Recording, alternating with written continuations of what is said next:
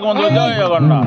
অনাথস্য Jagannath অনাথস্তং main সংশয় যস্য অনাথ Jagannath তস্য দুর্গতম। Cuttack বেলেশ্বর Saint জাভিୟର school ପ୍ରାଙ୍ଗଣରୁ ମୁଁ ଆପଣଙ୍କୁ ସ୍ୱାଗତ କରୁଛି ସଞ୍ଜୟ କୁମାର ଶତପଥୀ। ଆଜି ଏଠି ଚାଲିଛି ଆନ୍ତର୍ଜାତୀୟ ଚାରଣ ଗୋଷ୍ଠୀ ପୁରୀ କଟକ ମଣ୍ଡଳ ପକ୍ଷରୁ ମକର ମିଳନ ଉତ୍ସବ। ସ୍ୱାଧ୍ୟାୟ କାର୍ଯ୍ୟକ୍ରମ ଚାଲିବ। ମହାପ୍ରଭୁ ଜଗନ୍ନାଥଙ୍କର ଯେତିକି କୀର୍ତ୍ତି ଏଠି ସମସ୍ତ ପୁରୋଧାମାନେ ସମସ୍ତ ଆଧ୍ୟାତ୍ମିକ ପ୍ରବକ୍ତାମାନେ ବଖାଣିବେ। ଏହି ଜଗନ୍ନାଥଙ୍କର କଥାମୃତକୁ ଶ୍ରବଣ କରିବାକୁ ଏଠି ଲୋକମାନେ ଉପସ୍ଥିତ। ବର୍ତ୍ତମାନ ଚାଲିଛି ସ୍ୱାଧ୍ୟାୟ କାର୍ଯ୍ୟକ୍ରମ ଏବଂ ଭଜନ କାର୍ଯ୍ୟକ୍ରମ। ବୁଝିବା ଆୟୋଜକଙ୍କ ଠାରୁ କ'ଣ କ'ଣ କାର୍ଯ୍ୟକ୍ରମ ରହିଛି ଏବଂ ଜଗନ୍ନାଥଙ୍କର ମହିମା କିଭଳି ଭାବରେ ସେ ପ୍ରସାର କରିବା ଦିଗରେ ତାଙ୍କର ଉଦ୍ୟମ ଚାଲୁ ରହିଛି ବୁଝିବା ଏହି ଆୟୋଜକଙ୍କ ଠାରୁ।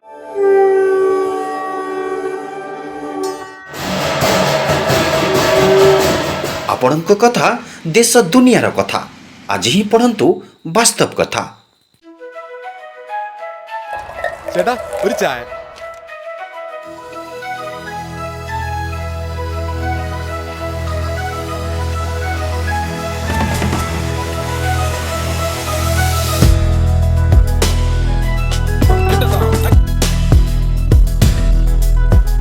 ଆପଣଙ୍କ କଥା ଆମ ସମସ୍ତଙ୍କ କଥା। ସମ୍ବାଦପତ୍ର ବାସ୍ତବ କଥା।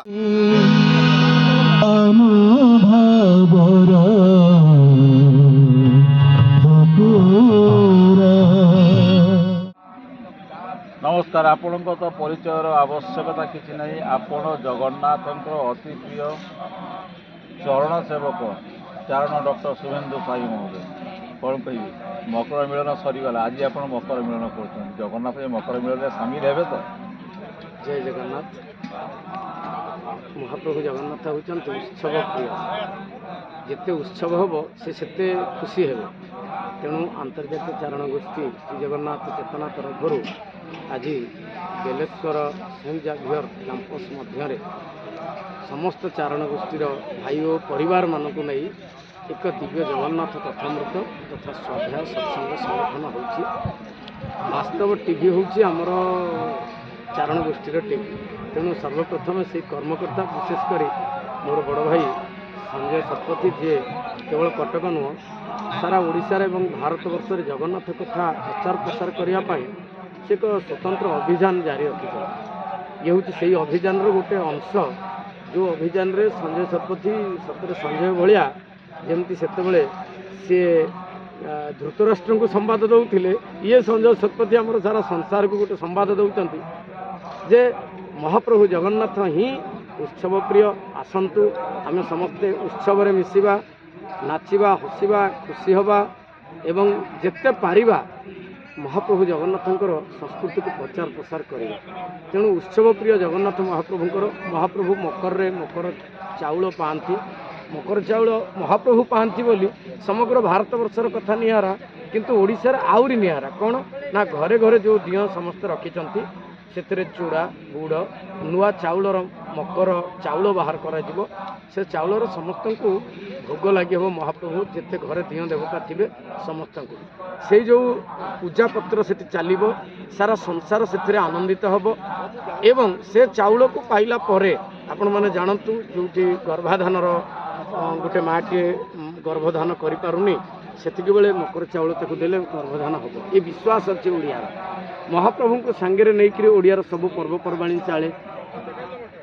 ଶୀତ ଚାଲିଛି, ଶୀତର ଏ ମାଘ ମାସର ପବିତ୍ର ଦିନରେ ଏ ଗୋଟେ ରବିବାରର ଆସର, ଗୋଟେ ପବିତ୍ର କ୍ୟାମ୍ପସ୍।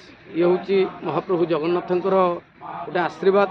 ବେଲେଶ୍ୱର ମହାଦେବ ଏଠି ଅଛନ୍ତି, ତାଙ୍କ ଆଶୀର୍ବାଦରେ ସମସ୍ତ ଚାରଣ ପରିବାର, ବିଶେଷ କରି କଟକ ମଣ୍ଡଳର ସବୁ ପରିବାର ଆପଣମାନେ ଦେଖୁଛନ୍ତି। ବର୍ତ୍ତମାନ ସ୍ୱାଧ୍ୟାୟ ଚାଲିଛନ୍ତି।